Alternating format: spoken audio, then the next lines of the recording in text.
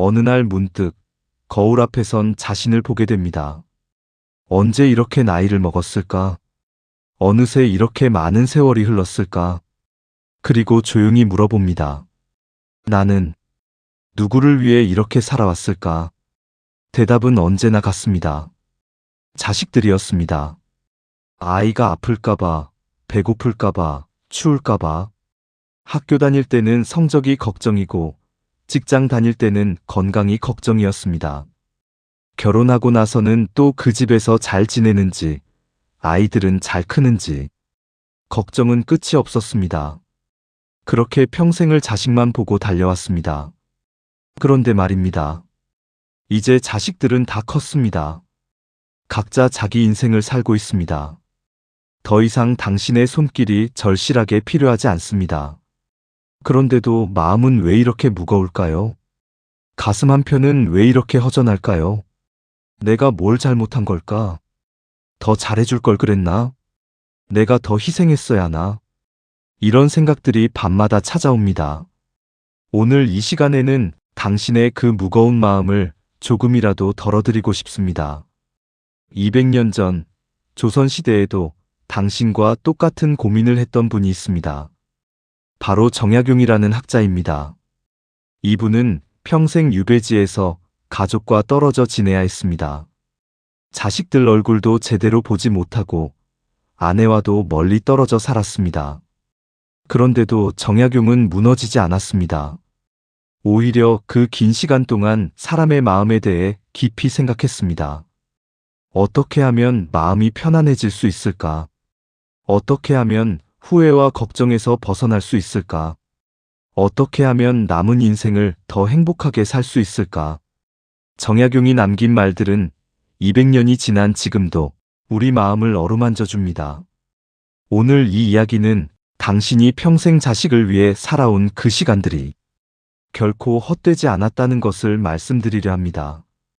그리고 이제는 당신 자신을 돌아보셔도 된다는 것을 조심스럽게 말씀드리려 합니다.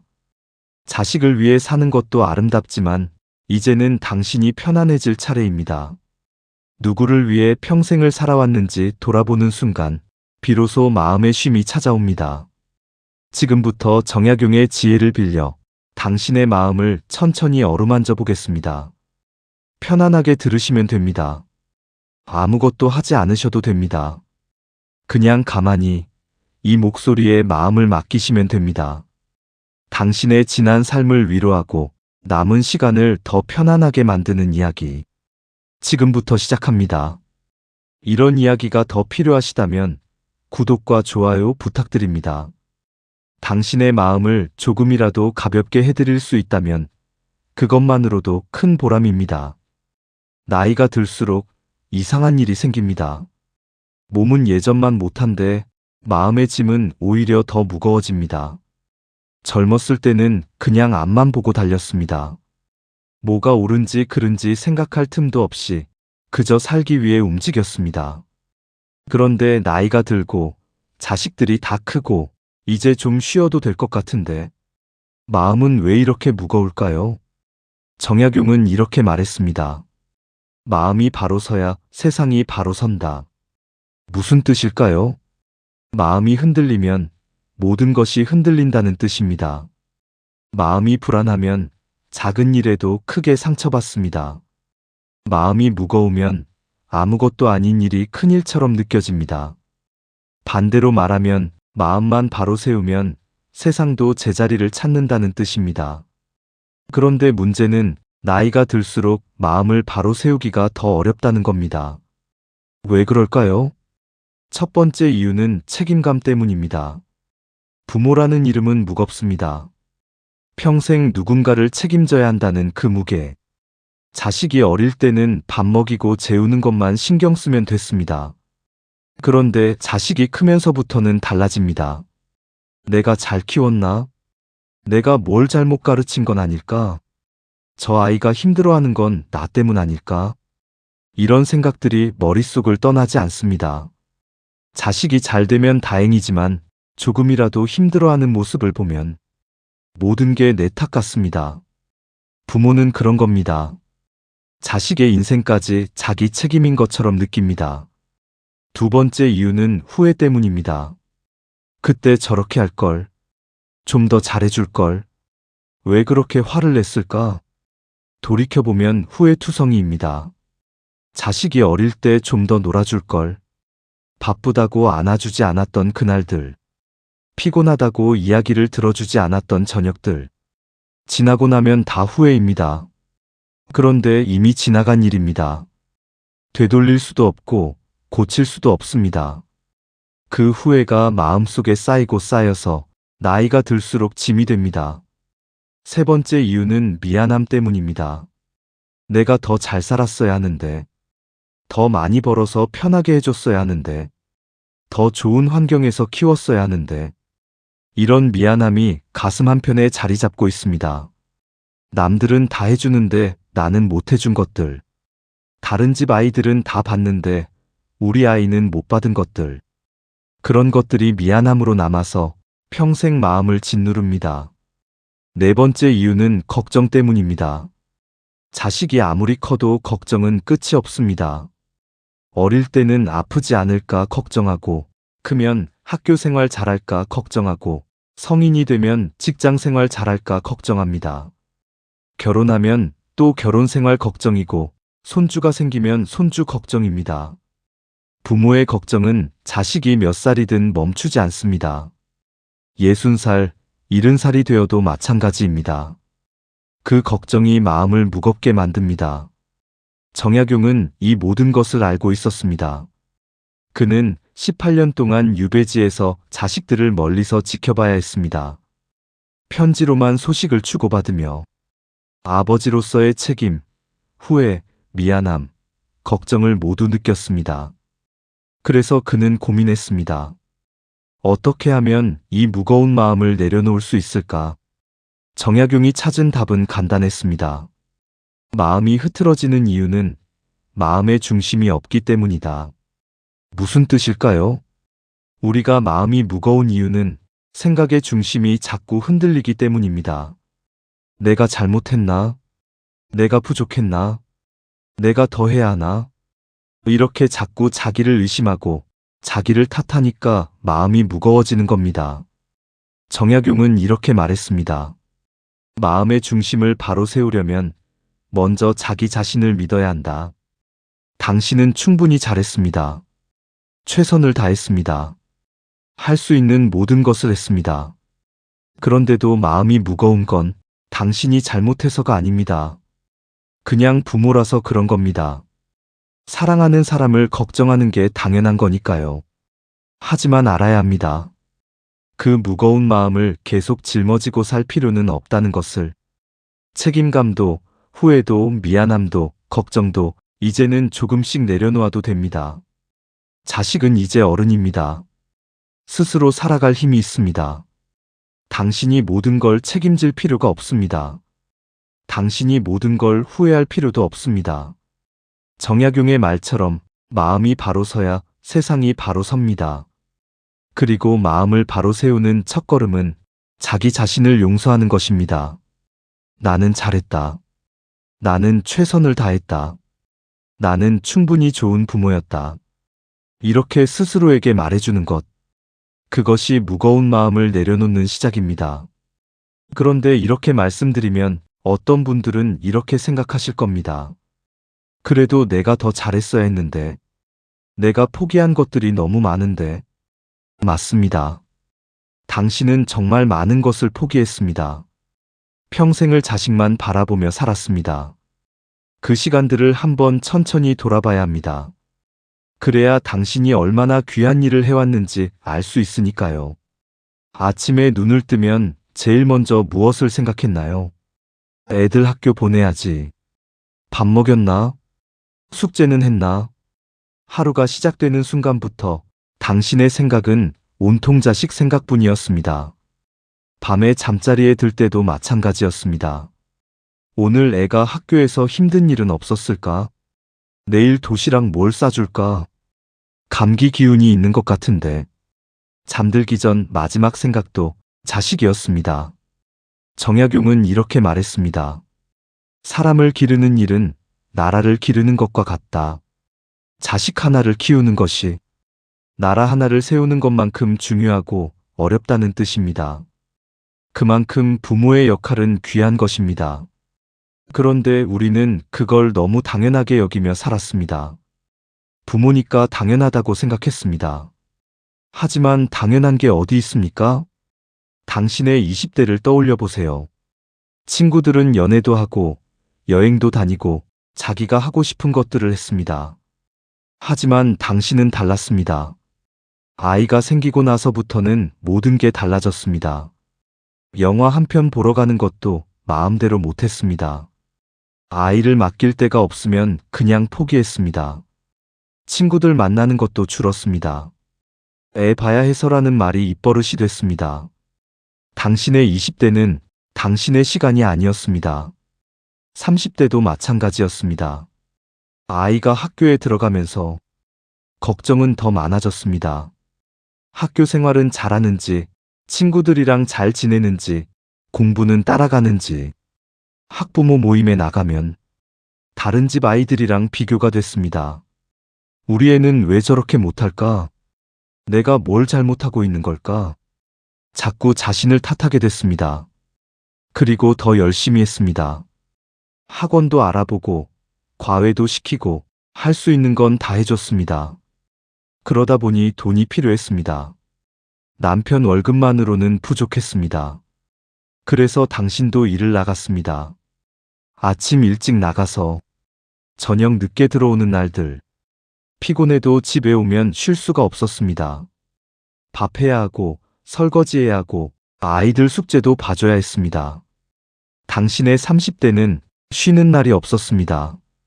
40대가 되니 몸이 예전 같지 않았습니다. 계단 오르면 숨이 차고 조금만 무리하면 며칠씩 아팠습니다. 그런데도 쉴 수가 없었습니다. 아이들이 중학생, 고등학생이 되면서 들어가는 돈은 더 많아졌습니다. 학원비, 교재비, 학용품비 하나하나가 부담이었지만 안 시킬 수도 없었습니다. 남들은 다 하는데 우리 애만 안 하면 뒤처지잖아. 그런 생각에 허리띠를 더 졸랐습니다. 당신이 먹고 싶은 것, 당신이 입고 싶은 것, 당신이 하고 싶은 것은 다 뒤로 미뤘습니다. 나중에 여유 생기면 하지 뭐. 그렇게 생각했습니다. 하지만 그 나중은 오지 않았습니다. 50대가 되니 아이들이 대학생, 직장인이 됐습니다. 이제 좀 손 떼도 되겠지. 그렇게 생각했지만 여전히 걱정은 끝이 없었습니다.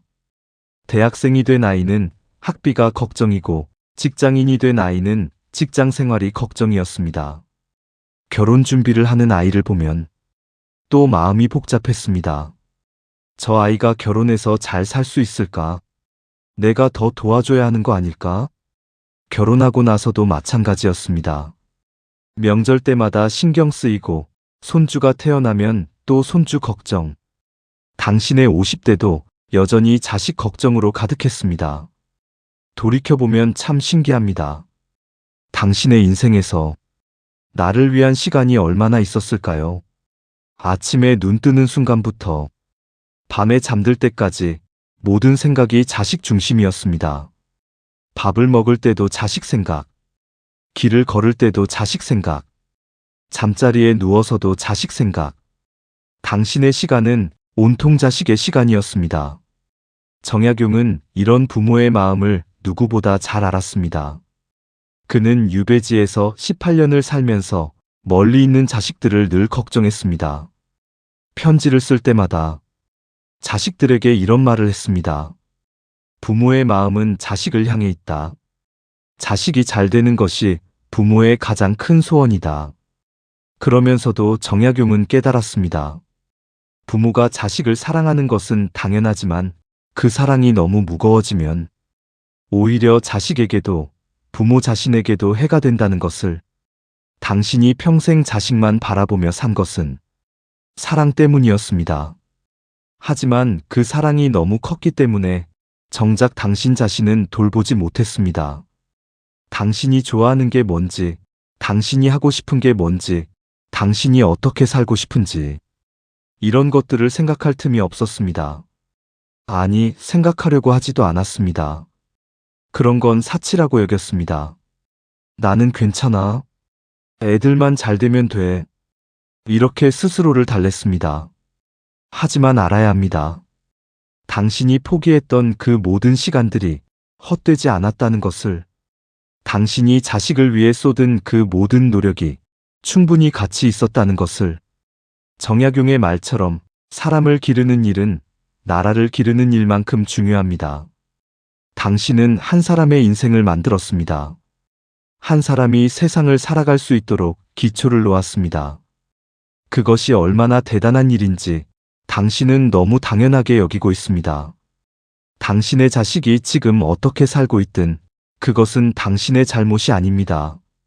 자식이 성공했다면 그것은 당신이 잘 키웠기 때문입니다. 자식이 힘들어하고 있다면 그것은 당신이 못 키워서가 아니라 세상이 어렵기 때문입니다. 정약용은 이렇게 말했습니다. 자식의 성공과 실패는 시대와 운명의 몫이다. 부모가 할 수 있는 것은 사랑과 가르침뿐이다. 당신은 사랑했습니다. 당신은 가르쳤습니다. 당신은 할 수 있는 모든 것을 다 했습니다. 그것으로 충분합니다. 이제는 당신 자신을 돌아볼 시간입니다. 당신이 평생 자식만 바라보며 살아온 그 시간들은 결코 헛되지 않았습니다. 그 시간들이 있었기에 당신의 자식이 지금 이 자리에 있는 겁니다. 그런데 이제 남은 시간은 당신을 위해 써야 합니다. 자식은 이제 스스로 살아갈 수 있습니다. 당신이 없어도 괜찮습니다. 아니, 사실은 당신이 계속 걱정하고 간섭하는 것보다 당신이 행복해하는 모습을 보는 게 자식들에게 더 좋은 겁니다. 부모가 행복해야 자식도 편안합니다. 부모가 자기 삶을 살아야 자식도 자기 삶을 살 수 있습니다. 그게 정약용이 말한 사람과 사람 사이의 건강한 거리입니다. 그런데 많은 부모님들이 이렇게 말씀하십니다. 내가 뭘 그렇게 잘했다고. 다 내 욕심 때문에 한 거지. 결국 아무것도 남은 게 없잖아. 이런 말을 들을 때마다 가슴이 아픕니다. 당신이 쏟은 그 모든 시간과 노력을 왜 이렇게 하찮게 여기시는 걸까요? 한번 생각해 보세요. 당신이 없었다면 자식은 어떻게 됐을까요? 누가 밤새 간호했을까요? 누가 따뜻한 밥을 차려줬을까요? 누가 학교 가방을 챙겨줬을까요? 아무도 없었을 겁니다. 당신이 있었기에 그 아이가 하루하루를 무사히 보낼 수 있었습니다. 당신이 있었기에 그 아이가 사랑받는다는 걸 느낄 수 있었습니다. 당신이 있었기에 그 아이가 세상을 살아갈 용기를 얻었습니다. 정약용은 이렇게 말했습니다. 삶의 작은 선행도 결국 자신에게 돌아온다. 무슨 뜻일까요? 당신이 남에게 베푼 정성은 절대 헛되지 않는다는 뜻입니다. 당장 눈에 보이지 않아도 언젠가는 반드시 돌아옵니다. 그것이 자식의 성공으로 돌아올 수도 있고 자식의 효도로 돌아올 수도 있습니다. 하지만 그것보다 더 중요한 건 당신 자신의 마음속에 남는다는 겁니다. 당신은 평생 누군가를 사랑했습니다. 그 사랑이 때로는 무거웠고 때로는 힘들었지만 그래도 당신은 포기하지 않았습니다. 그게 얼마나 대단한 일인지 아십니까? 세상에는 사랑하는 법을 모르는 사람들이 많습니다. 자기만 생각하고 자기 이익만 챙기는 사람들이 많습니다. 하지만 당신은 달랐습니다. 당신은 자식을 위해 자신의 많은 것을 기꺼이 내어줬습니다. 그런 사람이 세상에 얼마나 됩니까? 하지만 자식이 잘 되지 않았는데요. 이렇게 말씀하시는 분들이 있습니다. 자식이 좋은 직장을 못 구했다거나 결혼을 못 했다거나 경제적으로 어렵다거나 그래서 자기가 뭔가 잘못했다고 생각하시는 겁니다. 하지만 그건 당신의 잘못이 아닙니다. 정약용은 자식 교육에 대해 이렇게 말했습니다. 부모가 할 수 있는 것은 씨앗을 뿌리는 것까지다. 그 씨앗이 언제 어떻게 자라는지는 하늘의 뜻이다. 무슨 뜻일까요? 부모는 최선을 다해 자식을 키웁니다. 사랑을 주고 가르침을 주고 기회를 줍니다. 그것이 씨앗을 뿌리는 것입니다. 하지만 그 씨앗이 언제 싹을 틀지, 얼마나 크게 자랄지는 부모가 결정할 수 없습니다. 그건 시대의 흐름이고 그 아이의 운명이고 세상의 여러 조건들이 만들어내는 결과입니다. 생각해 보세요. 똑같이 좋은 교육을 받아도 어떤 아이는 성공하고 어떤 아이는 실패합니다. 똑같이 사랑을 받고 자라도 어떤 아이는 효자가 되고 어떤 아이는 그렇지 않습니다. 그게 인생입니다. 부모가 아무리 잘해줘도 아이의 인생은 아이가 사는 겁니다. 부모가 대신 살아줄 수 없습니다. 그래도 더 잘해줬어야 했는데, 이렇게 말씀하시는 분들도 있습니다. 더 좋은 집에서 키웠어야 했고, 더 좋은 학교에 보냈어야 했고, 더 많은 걸 해줬어야 했다고. 하지만 그것도 당신의 잘못이 아닙니다. 당신도 완벽한 환경에서 자라지 않았습니다. 당신도 부족한 것 투성이었습니다. 그런데 당신은 어떻게든 살아왔습니다. 그리고 자식을 키워냈습니다. 그게 대단한 겁니다. 정약용은 이렇게 말했습니다. 귀한 것은 금이나 은이 아니라 한 사람이 다른 사람에게 쏟은 정성이다. 당신이 자식에게 쏟은 정성, 밤새 간호한 그 시간, 끼니를 걸으며 학비를 마련한 그 노력, 추운 겨울에도 일찍 일어나 도시락을 싼 그 마음, 그 모든 것이 금보다 은보다 귀한 겁니다. 자식이 지금 어떤 상황에 있든 그건 당신의 사랑이 부족해서가 아닙니다. 당신은 충분히 사랑했습니다. 당신은 충분히 노력했습니다. 그런데 세상이 어려웠던 거고, 시대가 힘들었던 거고, 운이 따라주지 않았던 겁니다. 그건 당신 탓이 아닙니다. 오히려 자식이 힘들어할 때 당신이 옆에 있어줬다는 것만으로도 이미 당신은 훌륭한 부모입니다. 자식이 실패했을 때 괜찮아, 다시 하면 되라고 말해준 것. 자식이 좌절했을 때 엄마 아빠는 내 편이야 라고 안아준 것. 그게 부모가 할 수 있는 가장 큰 일입니다. 정약용도 그랬습니다. 그의 자식들이 아버지 때문에 출세하지 못했습니다. 유배간 죄인의 아들이라는 꼬리표가 평생 따라다녔습니다.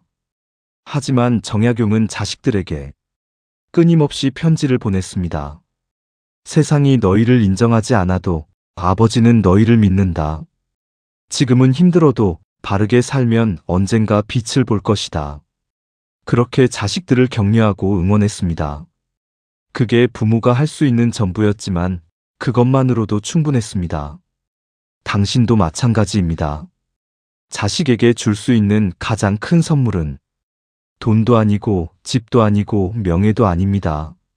네가 어떤 상황에 있든 나는 너를 사랑한다. 이 한마디입니다. 당신은 그걸 평생 해왔습니다. 말로 하지 않아도 행동으로 보여줬습니다. 새벽같이 일어나 밥을 하는 것도, 밤늦게까지 일하는 것도, 자식 걱정에 잠 못 이루는 것도 다 사랑의 표현이었습니다. 그 사랑이 헛된 적은 단 한 번도 없습니다. 자식이 지금 당장 알아주지 않아도 언젠가는 알게 될 겁니다. 자식도 부모가 되면 그때야 깨닫게 됩니다.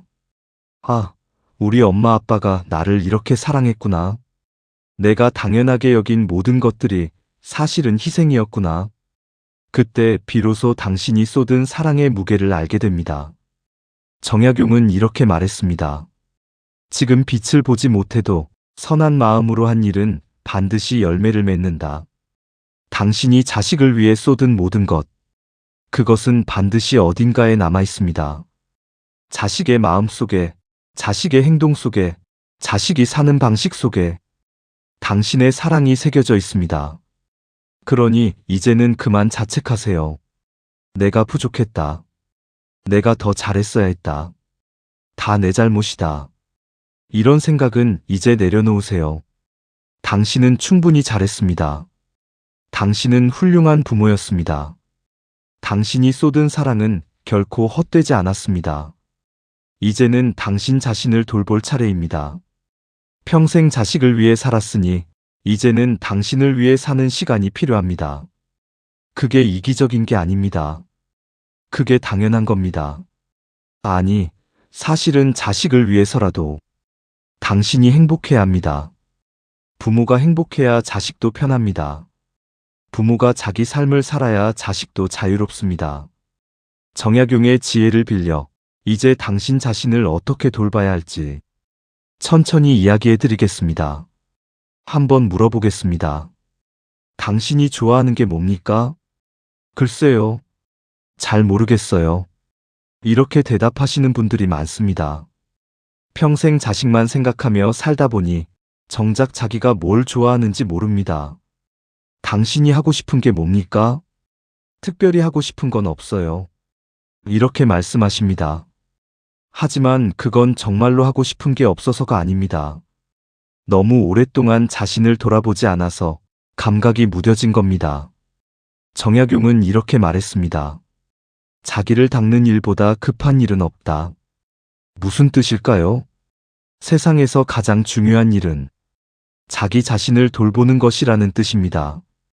자기 마음을 돌보고, 자기 몸을 돌보고, 자기 삶을 돌보는 것. 그게 먼저입니다. 그런데 우리는 그걸 너무 뒤로 미뤘습니다. 나중에 시간 나면, 애들 다 크면, 여유 생기면, 이렇게 말하며 계속 미뤘습니다. 하지만 이제는 알아야 합니다. 그 나중이 바로 지금이라는 것을. 중년 이후의 삶은 달라야 합니다.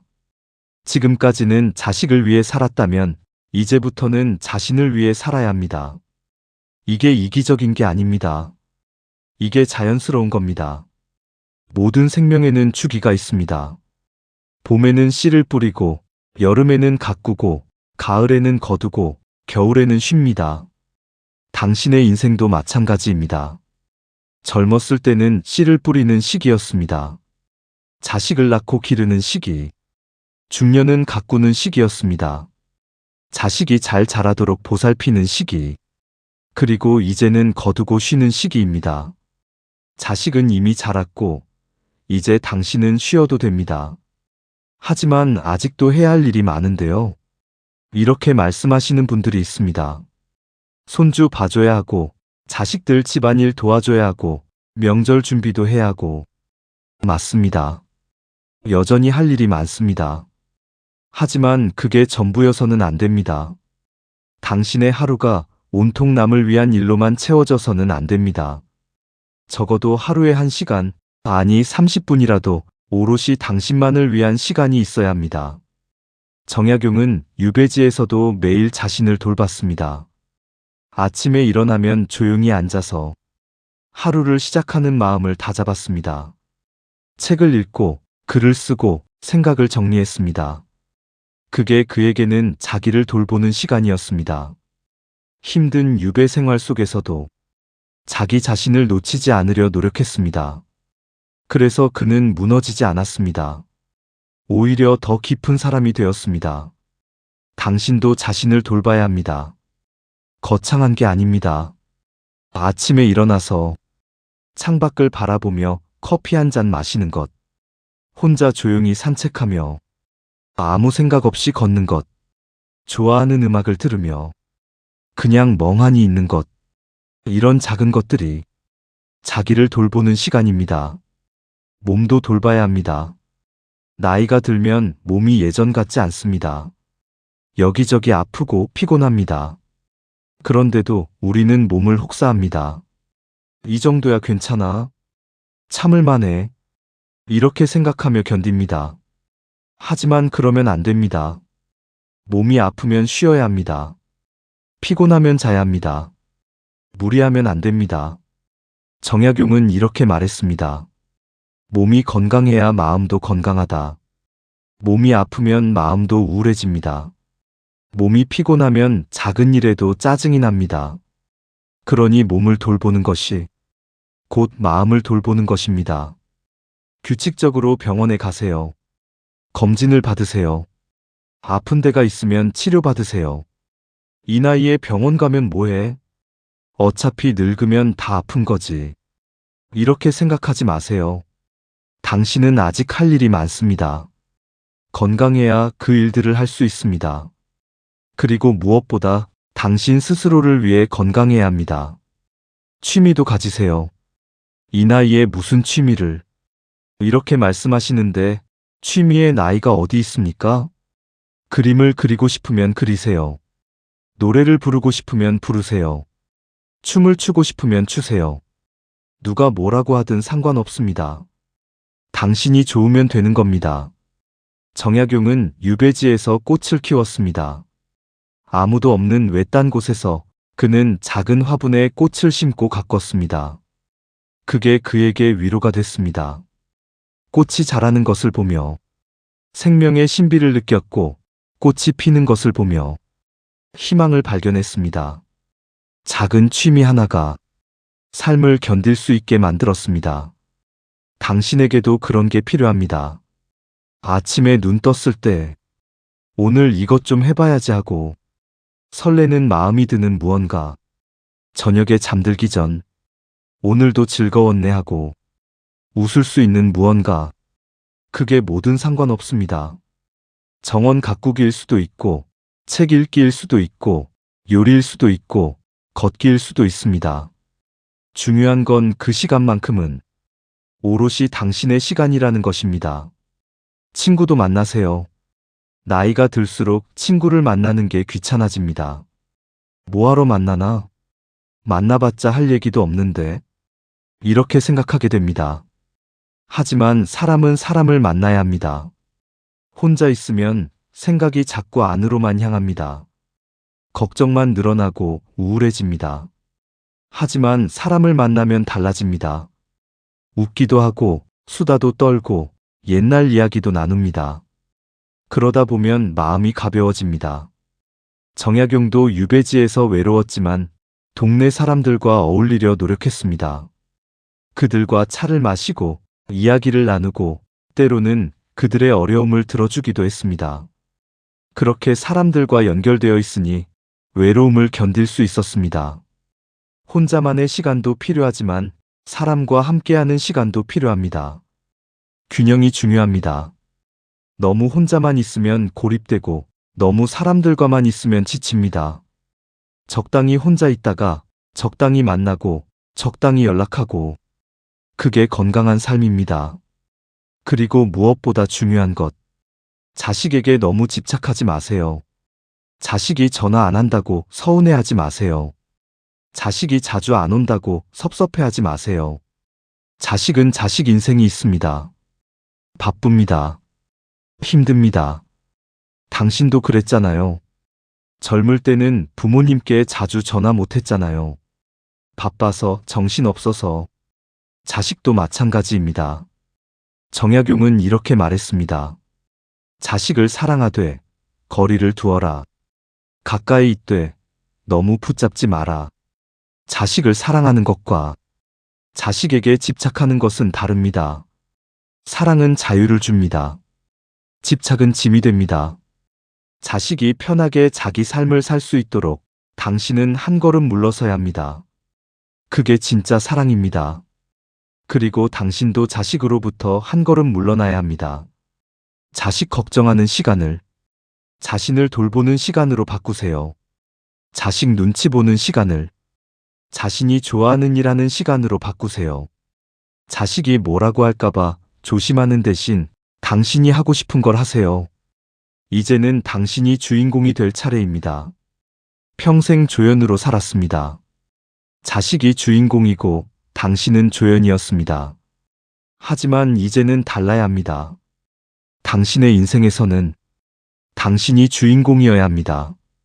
자식은 이제 자기 인생의 주인공으로 살고 있습니다. 당신도 당신 인생의 주인공이 되세요.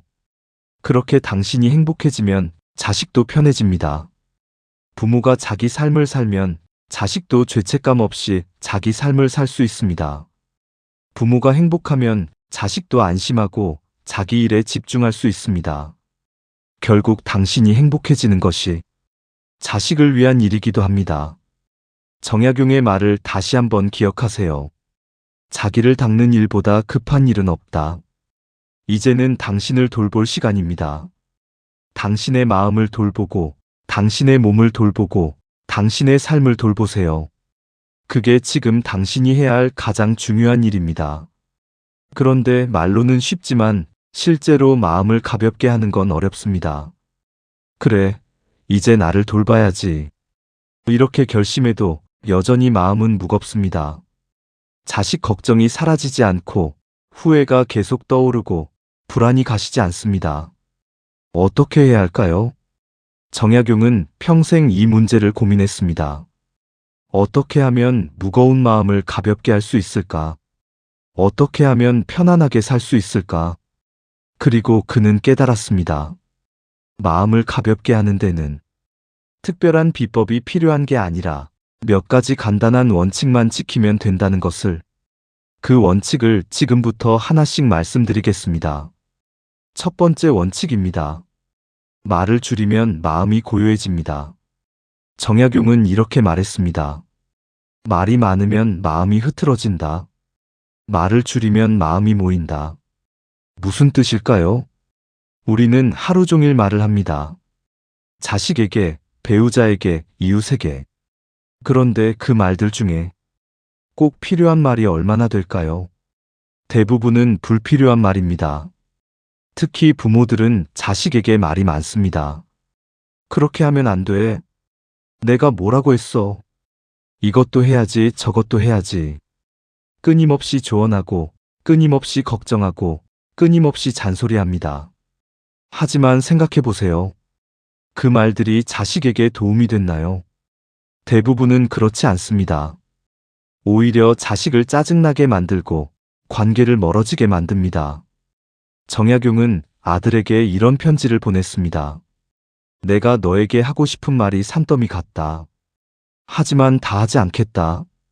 말이 많으면 네가 부담스러울 것이기 때문이다. 얼마나 지혜로운 아버지입니까? 하고 싶은 말이 많아도 아들을 위해 참았습니다. 그게 진짜 사랑입니다. 말을 줄이면 좋은 일이 생깁니다. 첫째, 관계가 편안해집니다. 말이 적으면 실수도 적어집니다. 상처 주는 말을 할 일이 없어집니다. 둘째, 마음이 고요해집니다. 말을 하려면 생각을 해야 합니다. 생각을 하면 마음이 복잡해집니다. 하지만 말을 줄이면 생각도 줄어들고 마음도 편안해집니다. 셋째, 듣는 힘이 생깁니다. 말을 적게 하면 듣는 시간이 많아집니다. 그러면 비로소 상대방의 진짜 마음을 들을 수 있게 됩니다. 실천 방법은 간단합니다. 하루에 한 번 하고 싶은 말을 참아보세요. 자식에게 잔소리하고 싶을 때 한 번만 참아보세요. 배우자에게 불평하고 싶을 때 한 번만 참아보세요. 그냥 조용히 있어 보세요. 처음에는 어색할 겁니다. 답답할 수도 있습니다. 하지만 며칠만 지나면 마음이 가벼워지는 걸 느낄 수 있습니다. 두 번째 원칙입니다. 기대를 내려놓으면 상처가 줄어듭니다. 정약용은 이렇게 말했습니다. 기대가 클수록 실망도 크다. 기대를 버리면 모든 것이 선물이 된다. 생각해 보세요. 당신이 상처받는 이유가 뭡니까? 대부분은 기대 때문입니다. 자식에게 기대했습니다. 이 정도는 해주겠지. 이렇게는 안 하겠지. 나한테 이렇게 대하지는 않겠지. 하지만 자식은 당신의 기대대로 하지 않습니다. 전화도 잘 안 하고 찾아오지도 않고 당신의 말을 듣지도 않습니다. 그래서 상처받습니다. 섭섭하고 서운합니다. 배우자에게도 기대했습니다. 이 정도 나이면 이해해주겠지. 이제는 좀 상냥하게 대해주겠지. 하지만 배우자는 변하지 않습니다. 여전히 무뚝뚝하고 여전히 관심이 없습니다. 그래서 외롭습니다. 서운합니다. 정약용도 유배지에서 기대를 많이 했습니다. 곧 풀려나겠지. 임금님이 나를 다시 불러주시겠지. 세상이 내 억울함을 알아주겠지. 하지만 아무 일도 일어나지 않았습니다. 18년이 지나도록 아무도 그를 불러주지 않았습니다. 처음에는 실망하고 좌절했습니다. 하지만 시간이 지나면서 정약용은 깨달았습니다. 기대를 버리니 마음이 편해졌습니다. 풀려나지 않아도 괜찮아. 아무도 알아주지 않아도 괜찮아. 나는 그냥 내가 옳다고 생각하는 일을 할 뿐이야. 이렇게 생각하니 마음이 가벼워졌습니다. 당신도 기대를 내려놓으세요. 자식이 전화할 거라고 기대하지 마세요. 자식이 자주 올 거라고 기대하지 마세요. 자식이 효도할 거라고 기대하지 마세요. 기대하지 않으면 실망할 일도 없습니다. 그러다가 자식이 가끔 전화하면 그게 감사하게 느껴집니다. 가끔 찾아오면 그게 기쁘게 느껴집니다. 기대하지 않으니 작은 것에도 감사하게 됩니다. 배우자에게도 기대하지 마세요. 이제는 달라졌겠지. 이제는 나를 이해해주겠지. 이런 기대를 버리세요. 사람은 잘 변하지 않습니다. 특히 나이 들어서는 더더욱 변하지 않습니다. 있는 그대로 받아들이세요. 그 사람이 그런 사람이라고 그냥 인정하세요. 그러면 화가 나지 않습니다. 실망하지 않습니다. 실천 방법은 이렇습니다. 기대하고 있는 것들을 종이에 적어보세요. 자식이 이렇게 해줬으면 좋겠다. 배우자가 이렇게 변했으면 좋겠다. 내 인생이 이랬으면 좋겠다. 다 적었으면 그 종이를 찢어버리세요. 아니면 불에 태워버리세요. 그리고 이렇게 말하세요. 나는 아무것도 기대하지 않는다. 일어나는 모든 일을 있는 그대로 받아들인다. 세 번째 원칙입니다. 가까운 사람일수록 선을 지키면 관계가 편안해집니다. 정약용은 이렇게 말했습니다. 가까운 사람일수록 예의를 지켜야 한다. 가깝다고 함부로 대하면 관계가 무너진다. 우리는 흔히 이렇게 생각합니다. 가족인데 뭐, 가까운 사이인데 뭐, 그래서 함부로 대합니다. 자식에게 함부로 말합니다. 너는 왜 이 모양이니? 네가 뭘 안다고. 내 말 좀 들어라. 가족이니까 괜찮다고 생각합니다. 하지만 자식도 상처받습니다. 자식도 감정이 있습니다. 아무리 부모라도 함부로 말하면 관계가 나빠집니다. 배우자에게도 함부로 합니다. 수십 년을 함께 살았으니 이제는 편하다는 이유로 예의를 지키지 않습니다.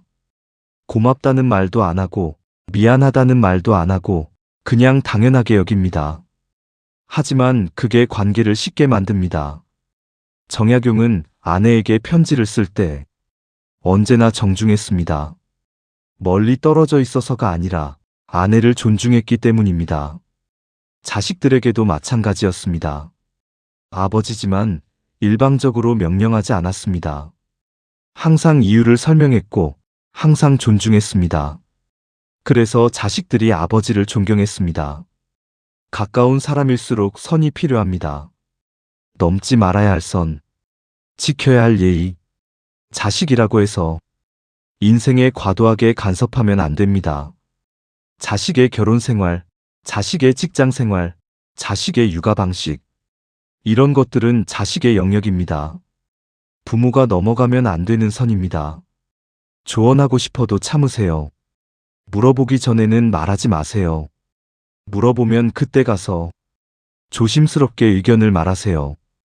그것도 강요하지 말고 엄마는 이렇게 생각하는데 너는 어떻게 생각하니? 이렇게 물어보세요. 그게 선을 지키는 겁니다. 배우자와도 선이 필요합니다. 아무리 오래 함께 살았어도 상대방의 영역이 있습니다. 상대방의 취미, 상대방의 친구 관계, 상대방의 생각. 이런 것들을 존중하세요. 당신은 왜 그래? 그렇게 하면 안 되지. 이렇게 간섭하지 마세요. 실천 방법은 이렇습니다. 하루에 한 번 가까운 사람에게 정중하게 대해보세요. 고맙습니다. 미안합니다. 수고하셨어요. 이런 말을 해보세요. 처음에는 어색할 겁니다. 가족한테 무슨 그런 말을 하나 싶을 겁니다. 하지만 해보세요. 상대방이 놀랄 겁니다. 그리고 기뻐할 겁니다. 관계가 달라지는 걸 느낄 수 있습니다. 이 세 가지 원칙. 말을 줄이고 기대를 내려놓고 선을 지키는 것. 이것만 실천해도 마음이 훨씬 가벼워집니다. 정약용이 평생 실천했던 것들입니다. 어렵지 않습니다. 오늘부터 하나씩 해보세요. 처음에는 잘 안 될 수도 있습니다. 습관이 되지 않아서 자꾸 잊어버릴 수도 있습니다. 괜찮습니다. 완벽하게 하려고 하지 마세요. 조금씩 하면 됩니다. 어제보다 오늘 말을 한마디라도 덜 했으면 됩니다. 어제보다 오늘 기대를 조금이라도 덜 했으면 됩니다. 어제보다 오늘 선을 조금이라도 더 지켰으면 됩니다. 그것만으로도 충분합니다. 정약용은 이렇게 말했습니다. 작은 변화가 모여 큰 변화가 된다. 하루하루 조금씩 나아지면 1년 후에는 완전히 다른 사람이 된다. 당신도 그렇게 될 수 있습니다. 오늘부터 시작하세요. 조금씩 천천히. 그러면 어느새 마음이 가벼워진 자신을 발견하게 될 겁니다. 그렇게 마음이 가벼워지면 비로소 보이는 것들이 있습니다. 지금까지는 무거운 마음 때문에 보지 못했던 것들, 바로 당신 앞에 있는 행복입니다. 정약용은 이렇게 말했습니다. 사람은 나이 들어 더욱 너그러워져야 한다. 젊었을 때는 엄격해도 되지만 나이 들어서는 모든 것을 너그럽게 받아들여야 한다. 무슨 뜻일까요? 젊었을 때는 싸울 일도 많고 따질 일도 많고 욕심낼 것도 많습니다. 그래서 긴장하고 살아야 했습니다. 하지만 나이가 들면 달라집니다. 더 이상 싸울 필요도 없고 따질 필요도 없습니다. 이제는 그냥 편안하게 살면 됩니다. 많은 분들이 이렇게 말씀하십니다. 이제 와서 무슨 행복이에요? 다 늙었는데 뭘 해요? 남은 게 뭐가 있어요? 이런 말을 들을 때마다 안타깝습니다. 아직도 남은 시간이 많습니다. 아직도 할 수 있는 일이 많습니다. 아직도 느낄 수 있는 행복이 많습니다. 60대면 아직 20년, 30년이 남았습니다. 70대라도 10년, 20년은 남았습니다. 그 시간을 어떻게 보내실 겁니까? 계속 무거운 마음으로, 계속 걱정하며, 계속 후회하며 보내실 겁니까? 아니면 가볍게, 편안하게, 행복하게 보내실 겁니까? 선택은 당신의 몫입니다. 정약용은 유배에서 풀려난 후 75세까지 살았습니다. 유배에서 풀려났을 때 그의 나이는 이미 57세였습니다. 많은 사람들이 말했습니다. 이제 늙었으니 쉬어야지. 하지만 정약용은 달랐습니다. 그는 남은 18년을 더욱 열심히 살았습니다. 책을 정리하고 제자들을 가르치고 세상을 위해 글을 썼습니다. 그리고 무엇보다 그는 행복했습니다. 더 이상 유배지의 외로움도 없고 더 이상 가족과의 이별도 없었습니다. 작은 것에 감사하며 살았습니다. 아침에 눈을 뜬 것, 밥을 먹을 수 있는 것, 사랑하는 사람들과 함께 있는 것, 이 모든 게 감사했습니다. 당신도 그렇게 사실 수 있습니다. 남은 시간을 행복하게 보낼 수 있습니다. 거창한 행복이 아니어도 됩니다. 작은 행복으로 충분합니다. 아침에 따뜻한 햇살을 느끼는 것, 좋아하는 차 한 잔을 마시는 것, 창밖의 나무가 바람에 흔들리는 것을 보는 것, 이런 작은 것들이 행복입니다. 젊었을 때는 큰 행복을 찾았습니다.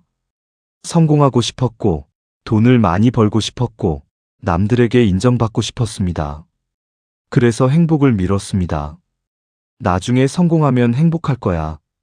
하지만 그 나중은 오지 않았습니다. 이제는 깨달아야 합니다. 행복은 먼 곳에 있지 않다는 것을, 행복은 바로 지금 여기에 있다는 것을, 당신이 숨을 쉬고 있다는 것, 당신이 걸을 수 있다는 것, 당신이 볼 수 있고 들을 수 있다는 것, 이 모든 게 행복입니다. 정약용은 이렇게 말했습니다. 행복은 가진 것이 많아서 오는 게 아니라 감사할 줄 아는 마음에서 온다. 가진 것이 많아도 감사할 줄 모르면 불행합니다. 가진 것이 적어도 감사할 줄 알면 행복합니다. 당신에게는 감사할 것이 많습니다. 건강하게 여기까지 살아온 것, 자식을 무사히 키워낸 것, 이렇게 많은 세월을 견뎌낸 것 모두 감사한 일입니다. 그런데 우리는 그걸 당연하게 여깁니다. 그래서 행복을 느끼지 못합니다. 오늘부터는 달라지세요.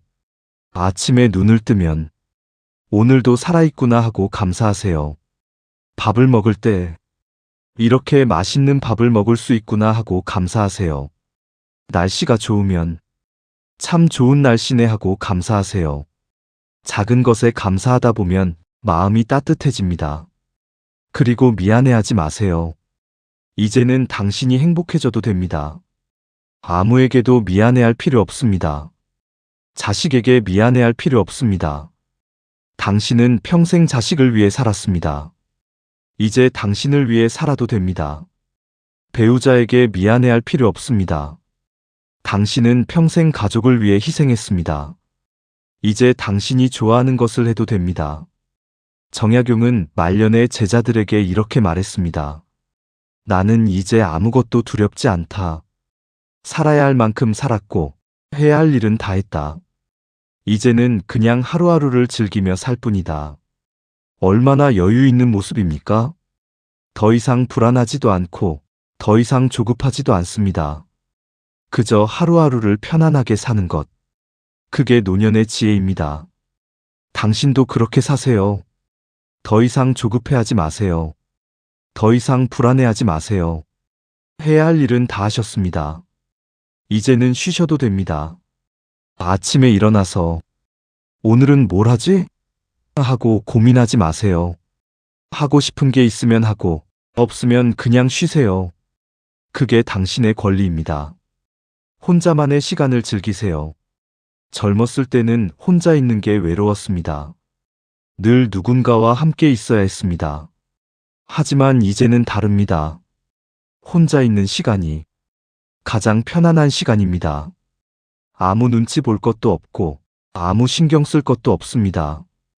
그냥 조용히 앉아서 창밖을 바라보는 것. 그것만으로도 충분히 행복합니다. 정약용은 혼자 있는 시간을 사랑했습니다. 아침 일찍 일어나서 혼자 차를 마시며 하루를 시작했습니다. 그 시간이 가장 평화로웠습니다. 혼자 생각을 정리하고 혼자 책을 읽고 혼자 글을 쓰는 시간. 그 시간이 그를 지탱하는 힘이었습니다. 당신도 그런 시간을 가지세요. 하루에 1시간이라도, 아니 30분이라도 오롯이 혼자만의 시간을 가지세요. 그 시간에는 아무것도 하지 않아도 됩니다. 그냥 가만히 앉아 있어도 되고, 음악을 들어도 되고, 산책을 해도 됩니다. 중요한 건 그 시간만큼은 누구에게도 방해받지 않는다는 것입니다.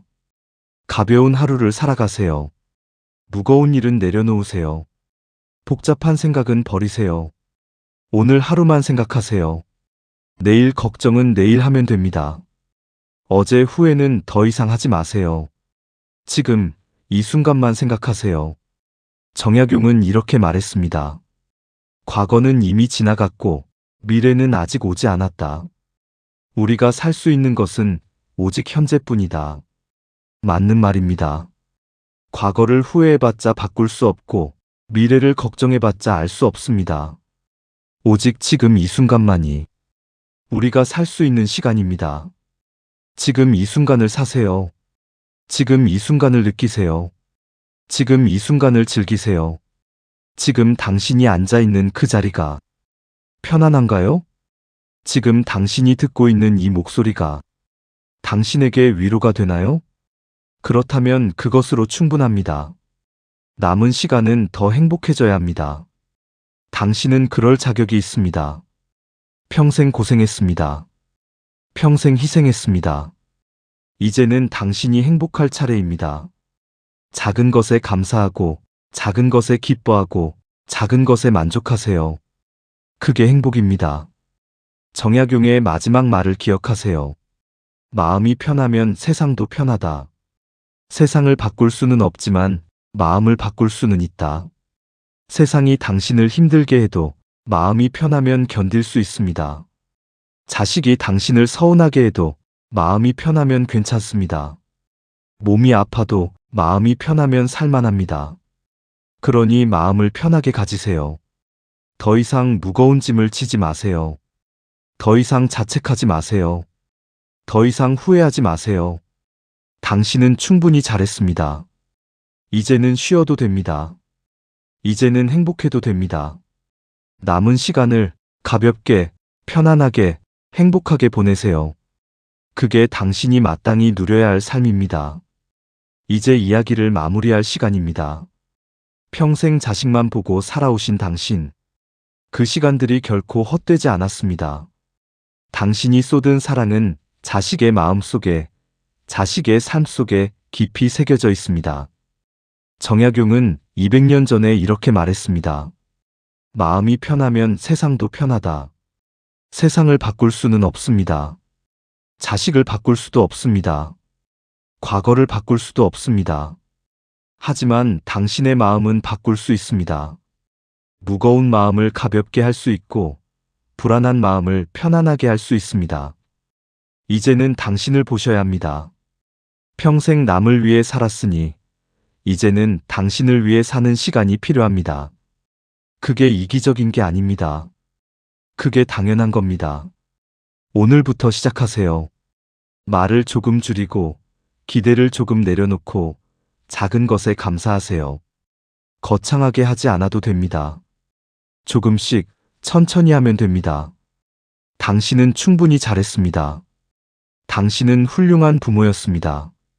이제는 그 사실을 인정하세요. 이제는 스스로를 용서하세요. 그리고 편안하게 사세요. 정약용은 75세에 세상을 떠나면서 이런 말을 남겼습니다.